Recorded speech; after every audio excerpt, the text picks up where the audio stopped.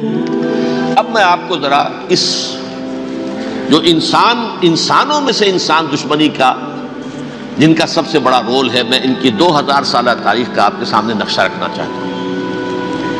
ان 1400 سال کا تو میں نے صرف 4 آپ کو پوائنٹس بتائے۔ موسیٰ سے عیسیٰ تک 1400 برس علیہ الصلوۃ والسلام، 2 مرتبہ عروج، 2 مرتبہ زوال، اشیریوں کے ہاتھوں پٹوائی، بابلیوں کے ہاتھوں پٹانا، گریکس کے ہاتھوں مرمت، رومنز کے ہاتھوں مرمت۔ یہ جو 2000 سال ہیں، کیونکہ اب تو ظاہر بات ہے 21ویں صدی شروع ہو گئی، 20 صدیاں حضرت مسیح کو پوری ہو گئی۔ پہلی بات نوٹ کیجئے، حضرت مسیح کی پیدائش ہے سن 1 قبل مسیح۔ یہ نقطہ آپ نے کبھی سنا ہے یا نہیں؟ جب ملینیم کا سلسلہ شروع ہوا تھا پچھلے سال، تو میں نے بیان کر دیا تھا کہ ایک عجیب حساب کے اندر انہوں نے غلطی کی ہوئی ہے۔ حضرت مسیح کی پیدائش ہوئی 25 دسمبر کو، سن انہوں نے شروع کر دیا، اس کے بعد جنوری آئی تو پہلا سال شروع ہو گیا۔ اگر جنوری سے پہلا سال شروع ہوا تو یہ 6 دن جو ہے تو اس کے پچھلے سال میں تھے، لہذا کہا جائے گا کہ Jesus Christ was born 1 year before Christ, BC۔ تو 1 قبل مسیح میں حضرت مسیح کی پیدائش ہوئی۔ یہ آخری اسرائیلی نبی اور رسول۔ یہودی علماء کی مخالفت، دشمنی، سولی پر چڑھوا دینا میں بیان کر چکا ہوں۔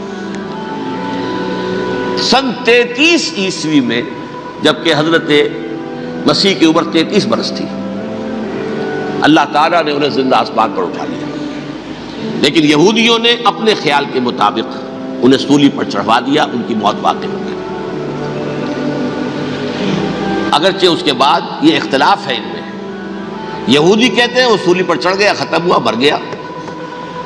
عیسائی کہتے ہیں نہیں، انتقال ہوا ہے مسیح کا صلیب پر، لیکن پھر وہ دوبارہ زندہ ہو گئے ہیں۔ ان کی لاش ایک غار میں رکھ دی گئی تھی، وہاں ریزریکشن ہو گیا، ان کا باعث بعد الموت وہی ہو گیا، اور پھر انہیں اللہ نے زندہ آسمان پر اٹھا لیا۔ تو ہمارے اور عیسائیوں کے درمیان نوٹ کر لیجئے، یہ چیز مشترک ہے کہ حضرت مسیح آسمان پر زندہ اٹھائے گئے۔ فرق کیا ہے؟ وہ سمجھتے ہیں کہ سولی دیے گئے، سولی پر مرے، پھر زندہ ہوئے، پھر گئے۔ ہم سمجھتے ہیں کہ نہیں، وما صلبوہ وما قتلوہ، انہوں نے نہ صلیب دے سکے انہیں اور نہ انہیں قتل کر سکے، بل رفع اللہ الیہ، اللہ نے اٹھا لیا۔ پھر ہمارا اور یہ اس کا عیسائیوں کا ایک اور اتفاق ہے، سیکنڈ کمنگ آف جیسس، حضرت مسیح دوبارہ آئیں گے۔ یہ عیسائیوں کا بھی عقیدہ ہے اور ہمارا بھی۔ بہرحال تو جیسا کہ میں نے عرض کیا کہ اس وقت یہ عذاب استیصال، عذاب اکبر کے مستحق ہو چکے تھے، لیکن اللہ نے ان کی مدت دراز کی ہے، لیکن ان پر دنیاوی عذاب کا ایک کوڑا جو ہے اللہ تعالیٰ کی طرف سے اسی وقت برسا۔ دنیاوی عذاب دنیا میں رہتے ہوئے ختم نہیں کیا گیا۔ 37 برس بعد حضرت مسیح کے رفع سماوی کے 37 برس بعد سن 70 میں یہودیوں نے بغاوت کی رومیوں کے خلاف۔ رومی ٹائٹس جنرل تھا ایک، اس نے پھر جو حملہ کیا ہے، 1,33,000 یہودی ایک دن میں قتل کیا یروشلم میں، اور ہیکل سلیمانی گرا دیا۔ وہ ہیکل پہلے بھی گرا تھا، پہلے 1400 سال کے دوران میں بھی نبوکدنضر نے گرایا تھا، لیکن پھر اس کے 150 سال بعد انہوں نے دوبارہ بنا لیا تھا، اس لیے وہ اسے سیکنڈ ٹیمپل کہتے ہیں۔ پہلا ٹیمپل جو حضرت سلیمان نے بنایا تھا، نبوکدنضر نے گرا دیا 587 قبل مسیح میں، پھر دوبارہ انہوں نے 150 سال کے بعد بنا لیا۔ وہ اس تاریخ کا حصہ ہے، میں نے جس کے بارے میں آپ کو تفصیل نہیں بتائی۔ اس میں یہ ہوا سن 70 میں وہ گرا دیا گیا، وہ آج تک گرا پڑا ہوا ہے۔ نمبر 2، یہ کہہ دیا گیا کہ یہودیوں اس ارض فلسطین سے نکل جاؤ، تم یہاں نہیں رہ سکتے اب۔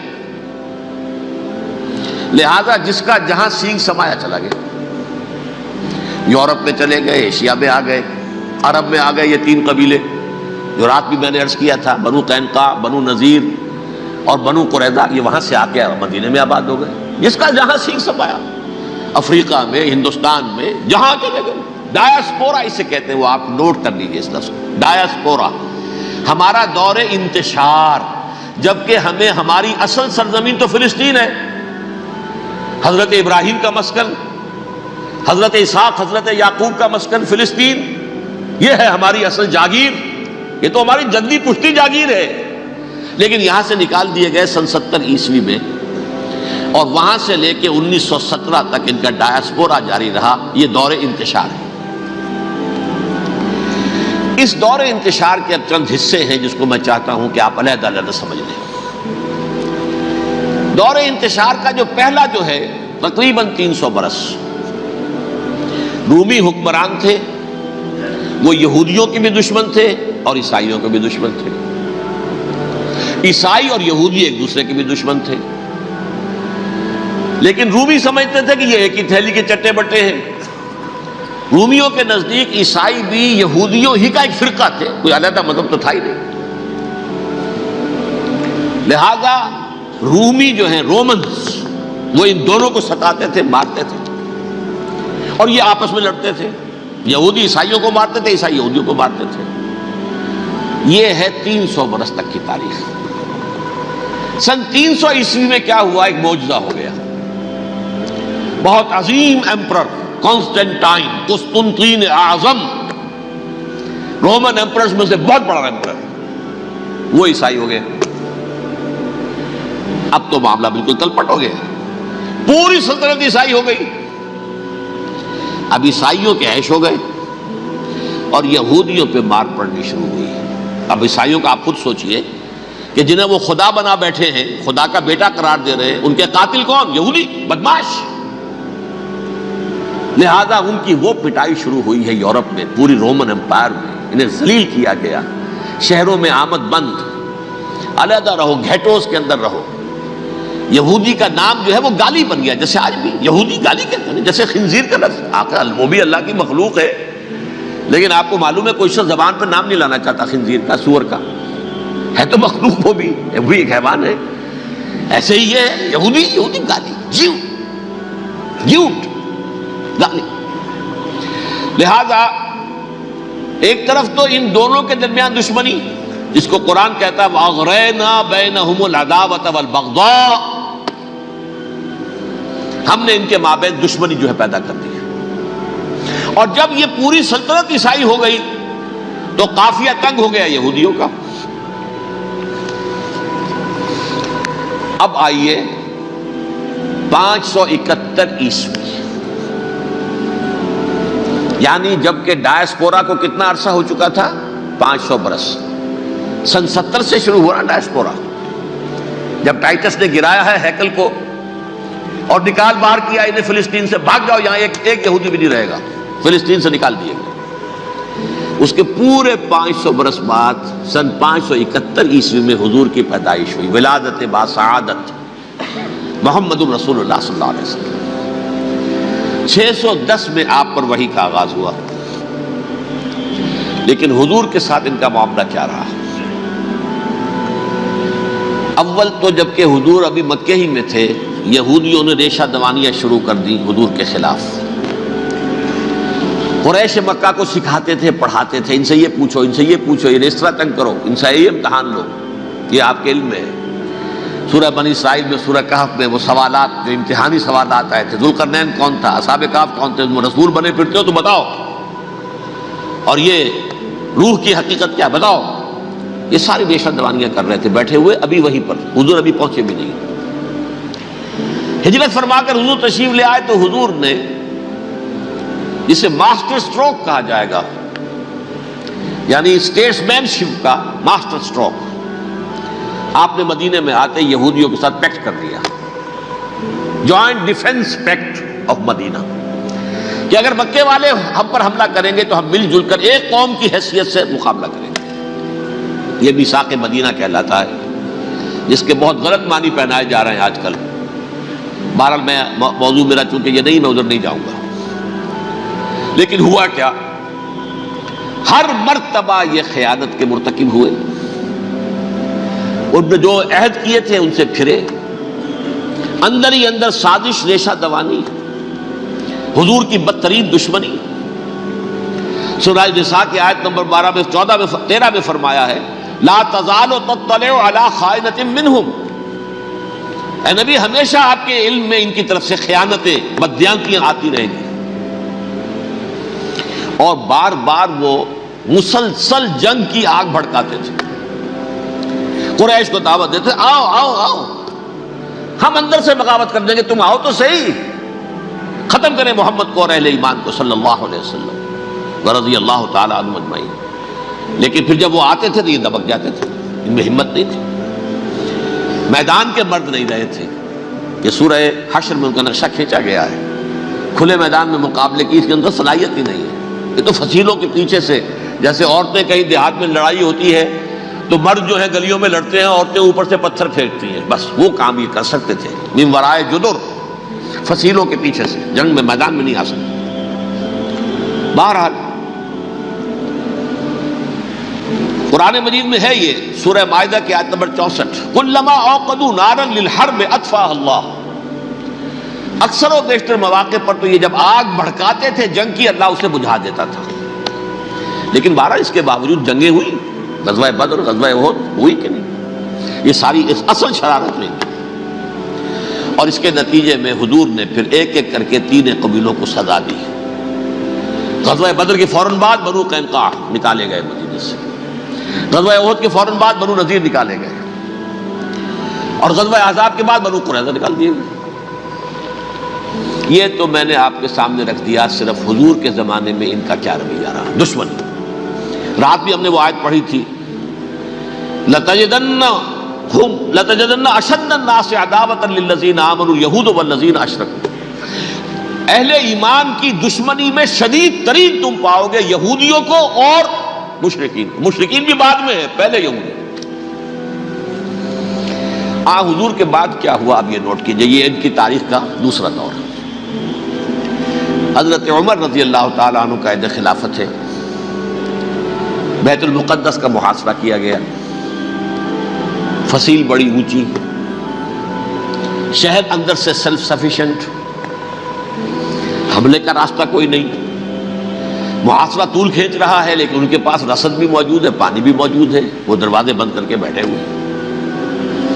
بالآخر اللہ تعالیٰ کی مشیت کا ظہور کیسے ہوا؟ ان کے کچھ علماء آئے فصیل پر، کہا دیکھو مسلمانوں، تم قیامت تک بھی یہاں پڑے رہو گے محاصرہ کر کے، ہمارا یہ شہر فتح نہیں ہوگا.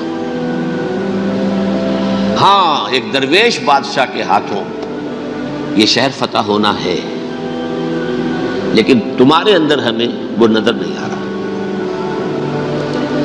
ابو عبیدہ بن الجراح رضی اللہ تعالی عنہ امین هذه الامہ، ان کا فوراً ذہن گیا وہ درویش بادشاہ مدینے میں بیٹھا ہوا ہے عمر رضی اللہ تعالی. اب ایک اور عمر بھی ہے جو قندھار میں بیٹھا ہے. نقشہ وہی ہے، سادگی کی حد تک نقشہ وہی ہے، بالکل وہی، اپنی آنکھوں سے دیکھا وہی سادگی.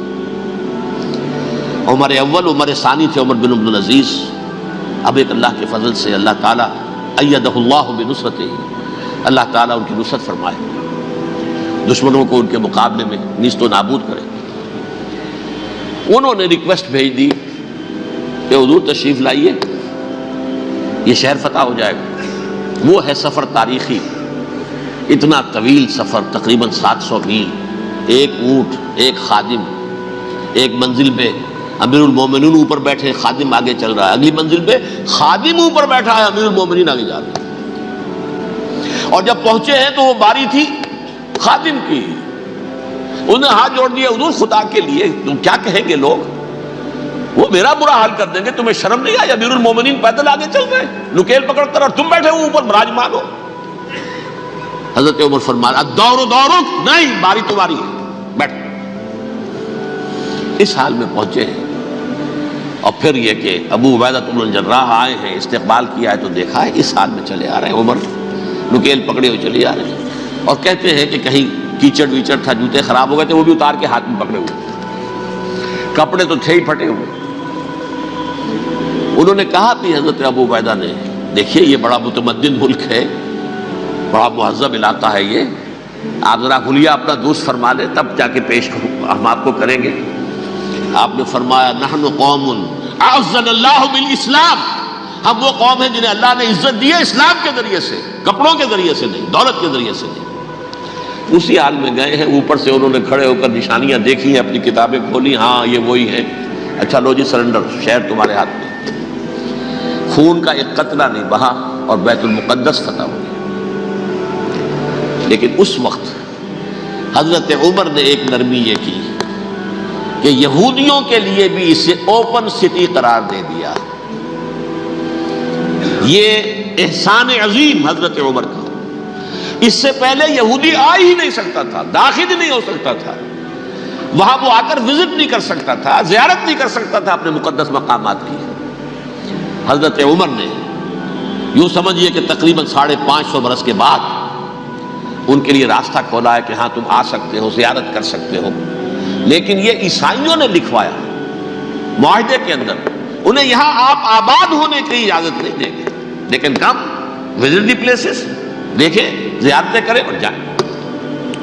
یہ معاہدہ حضرت عمر کا ہے رضی اللہ تعالیٰ، جو پھر خلافت راشدہ کے بعد بنو امیہ نے بھی اس کو آرڈر کیا، بنو عباس نے کیا، پھر جو ہمارے یہ ترکوں میں اندر خلافت آئی تو ترک خلفاء نے بھی اس معاہدے کی پوری پابندی کی۔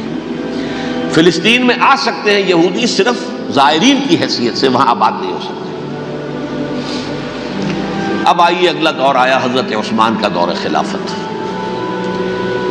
یہ ہے وہ وقت کہ اب یہود نے امت مسلمہ کی پیٹھ میں چھرا ٹھوکا۔ وہ کیسے؟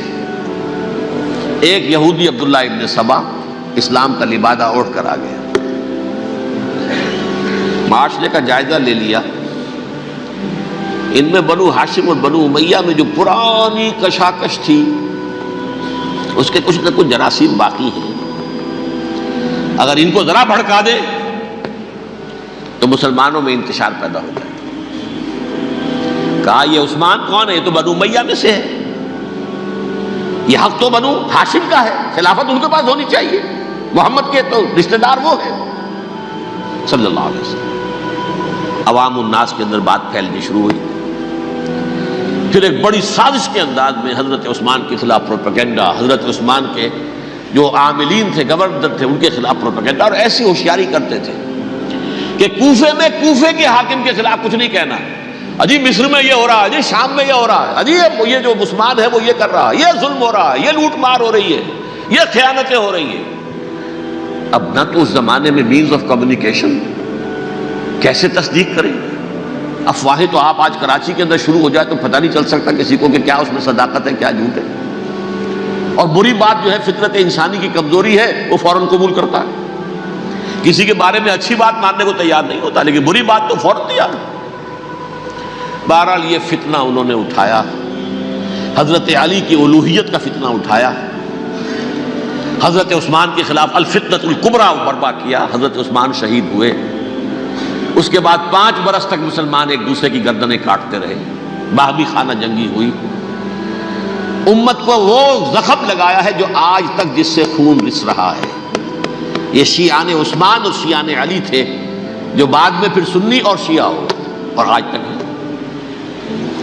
فتنہ کس نے جگایا؟ ایک عبداللہ ابن سبا یہودی اور اس کے کارندے، شیطان کا ایجنٹ، اور انسانوں میں سے بھی اس کے جو بھی حواریین تھے اور شیطانوں کے اندر سے بھی تھے، انہوں نے بھی اس آگ کو بھڑکایا۔ یہ آپ سوچ لیجئے کہ یہ کس نے وہ زخم لگایا؟ یہودی۔ اگلا دور آیا، خلافت راشدہ ختم ہوئی، بنو امیہ کا بھی دور کافی گزر گیا۔ طارق ابن زیاد 712 عیسوی میں حملہ کرتے ہیں اسپین پر۔ اسپین اس وقت عیسائیت کا بہت بڑا گڑھ، بڑے کٹر ترین عیسائی جو ہیں وہ اسپین میں تھے، لہذا یہودیوں کی وہاں بہت پٹائی ہوتی تھی، یہ میں بتا چکا ہوں، دشمنی تھی ان کی تو چلی آ رہی تھی عیسائیوں کے ہاتھوں یہودیوں کی، وہ تو سن 300 عیسوی سے ایمپرر کانسٹنٹائن کے بعد سے شروع ہو گئی تھی۔ اس حوالے سے یہودیوں نے اس وقت چالاکی یہ برتی، کچھ راستے واسطے بتائے، کچھ مدد کی طارق ابن زیاد کی۔ طارق ابن زیاد نے انہیں اپنا محسن سمجھا، ہسپانیہ فتح ہو گیا تو یہودی چونکہ محسنین کی فہرست میں آ چکے تھے، انہیں بہت اقتدار نصیب ہوا، بڑی سپورٹ مسلمانوں نے دی۔ ان کے بڑے بڑے علماء جو ہیں اسی دور کے اندر پیدا ہوئے، بڑے بڑے تھنکرز ان کے اسی دور میں پیدا ہوئے۔ بن گوریون جو کہ ایک وزیر اعظم تھا اسرائیل کا، اس نے یہ لکھا ہے اپنی کتاب میں، Muslim Spain was the golden era of our diaspora. وہ ڈائسپورا جو 70 عیسوی سے شروع ہوا تھا اور 1917 عیسوی تک جاری رہا ہے، اس میں سے گولڈن ایرا ہمارا جو تھا وہ مسلم اسپین تھا۔ ہسپانیہ میں بیٹھ کر ہم نے عیش کیے، لیکن وہاں سے انہوں نے اور جو کچھ کیا، یہ تو داستان کے تو بہت سے گوشے ہیں، لیکن میں جس اسٹریٹ لائن میں چل رہا ہوں اس کے اعتبار سے ایک بات سمجھ لیجیے، وہاں بیٹھ کر انہوں نے اب عیسائیت کی پیٹھ میں چھرا گھونپا، پروٹیسٹنٹ مذہب پیدا کیا، تقسیم کر دیا، جیسے شیعہ سنی کی تقسیم، عبداللہ ابن سبا، رومن کیتھولک اور پروٹیسٹنٹ کی تقسیم، یہودی علماء۔ ہوتا کیا تھا، ہسپانیہ کی یونیورسٹیاں ہیں، کارڈووا میں ہے، ٹولیڈو میں ہے، گریناڈا میں ہے، غرناطہ، قرطبہ، تولیتلا، اور وہاں آتے تھے لوگ، فرانس سے چلے آ رہے ہیں نوجوان پڑھنے کے لیے، جرمنی سے چلے آ رہے ہیں، اٹلی سے چلے آ رہے ہیں، تین ہی ملک قریب ترین پڑھتے ہیں سینٹرل جو یورپ کے ہیں۔ یہاں پر جو ہے وہ اسلام جو نور پھیلا رہا تھا اس سے بھی مستفیض ہوئے، جہالت کے جو ہے پردے ان کے وہ چھٹے، اس کے ساتھ ہی وہ یہودی وہاں ان کے اندر جو جراثیم داخل کر رہے تھے وہ اس عیسائیت کے خلاف بغاوت، جو اس وقت دنیا میں عیسائیت اس وقت تھی، پوپ کا راج تھا دنیا میں اس وقت، یورپ میں جو عیسائیت تھی اس میں ایک طرف بادشاہ تھے، لیکن بادشاہوں کی حیثیت وہاں پر یوں سمجھ لیجئے کٹ پتلیوں کی تھی، اصل قوت پوپ کے ہاتھ میں تھی۔ اور پوپ کو انہوں نے جیسے قرآن نے کہا اتخذوا احبارهم ورهبانهم اربابا من دون اللہ، چونکہ سینٹ پال نے شریعت موسوی ساقط کر دی تھی تو اب شریعت تھی ہی نہیں، پوپ کو اختیار تھا جس چیز کو چاہے حلال قرار دے دے، جس چیز کو چاہے حرام قرار دے دے۔ اتخذوا احبارهم ورهبانهم اربابا من دون اللہ۔ انہوں نے کہا صاحب یہ پوپ کس بلا کا نام ہے، یہ بھی انسان ہے، بات تو ٹھیک تھی نا، اصل حیثیت تو کتاب کی ہونی چاہیے نا، ڈیوائن بک، دی ریویلڈ اسکرپچر، لہذا اور یہ کتاب ہر شخص پڑھ سکتا ہے، کوئی پوپ کے باپ کو جو ہے کوئی اس کے لیے پروپرائٹری رائٹس تو نہیں ہے کہ صرف پوپ پڑھ سکتا ہے یا پادری پڑھ سکتے ہیں، ہم بھی پڑھ سکتے ہیں، ہم بھی سمجھ سکتے ہیں۔ یہ باتیں تھی کہ جن کو بڑھا چڑھا کر بیان کر کے اور پوپ کا اقتدار ختم کرا دیا اور توجہ مرکوز کر دی بائبل کی طرف۔ اب بائبل میں بڑا حصہ تو اولڈ ٹیسٹامنٹ کا ہے، نتیجہ کیا ہوا، یہود کی عظمت پروٹیسٹنٹس کے نزدیک مسلم ہو گئی۔ اصل قوم تو یہ ہے، وہ دشمنی بدلی کہ نہیں بدلی، موسیٰ کے امتی یہ ہے، تورات موسیٰ کو دی گئی، ابراہیم کی نسل یہ ہے، لہذا وہ جو دشمنی تھی، جو عداوت تھی کہ ہمارے خدا کو سولی چڑھانے والے ہیں یہ بدماش، اس کا ازالہ ہوا۔ اس پروٹیسٹنٹ مذہب کے نتیجے میں یہ میں اب آپ کو بتاتا ہوں کہ ایک نتیجہ وہ نکلا ہے جسے برٹرنڈ رسل نے بیان کیا ہے، اس کی کتاب ہے ان پریز آف آئیڈلنس، صفحہ 108۔ وہ لکھتا ہے the Christians retaining the Judaic belief in special revelation added to it the Roman desire for world wide domination and the Greek taste for metaphysical subtleties. The combination produce the most fiercely persecuting religion that the world has yet نون۔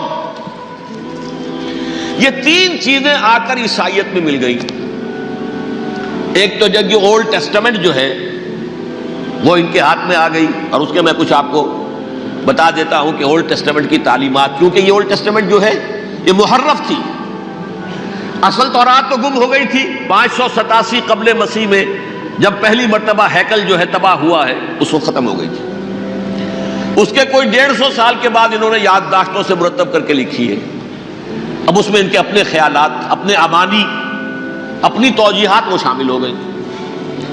لہذا میں آپ کو حوالے دیتا ہوں، اس کتاب کے اندر مظالم کی جو تعلیم دی گئی ہے، اہل کتاب نے اپنے مظالم قتل عام کے جواز کے لیے تورات میں تبدیلیاں کی اور پیغمبروں پر دہشت ناکی اور بدترین حرام کاری کے الزامات لگائے. سنیے، پہلا حوالہ ہے یہ گنتی باب 31 آیات 17-18. اس لیے ان بچوں میں جتنے لڑکے ہیں سب کو مار ڈالو، اور جتنی عورتیں مرد کا منہ دیکھ چکی ہیں ان کو بھی قتل کر ڈالو، لیکن ان لڑکیوں کو جو مرد سے واقف نہیں اور اچھوتی ہیں اپنے لیے زندہ رکھو. یہ کسی اللہ کی کتاب کا یہ جملہ ہو سکتا ہے؟ کسی ریویل بک کا؟ اور سنیے، یہ ہے استثناء ڈیٹرانومی باب 20 آیت 16-18. پر ان قوموں کے شہروں میں جن کو خداوند تیرا خدا میراث کے طور پر تجھ کو دیتا ہے، کسی ذی نفس کو جیتا نہ بچا رکھنا، جیسا خداوند تیرے خدا نے تجھ کو حکم دیا بالکل نیست کر دینا. مرد، عورتیں، بچے، بوڑھے سب ختم. یہ کتاب مقدس ہے. اور سنیے، سموئیل باب 27 آیت نمبر 9. اور داؤد نے اس سرزمین کو تباہ کر ڈالا اور عورت مرد کسی کو جیتا نہ چھوڑا. نمبر 4، ان سب آباد شہروں کو ماں، عورتوں اور بچوں کے بالکل نابود کر ڈالا. کتاب استثناء باب 3 آیت 6. یہ ہے جو کہہ رہا ہے برٹرنڈ رسل، کرسچینٹی میں آ کر یہ 3 چیزیں شامل ہو گئی. ایک تو یہ باربیرین یہ تعلیم جو ہے، اور یہ مذہب کے نام پہ تعلیم، یہ کتاب مقدس کی تعلیم. نمبر 2، رومنز کے اندر جو ایک تمنا تھی ورلڈ ڈومینیشن کی، وہ عیسائیت کے اندر آ گئی. اس لیے کہ پوری رومن امپائر جو ہے عیسائی ہو گئی، اسے وراثت کے اندر ورلڈ ڈومینیشن کی جو ایک تمنا تھی وہ مل گئی.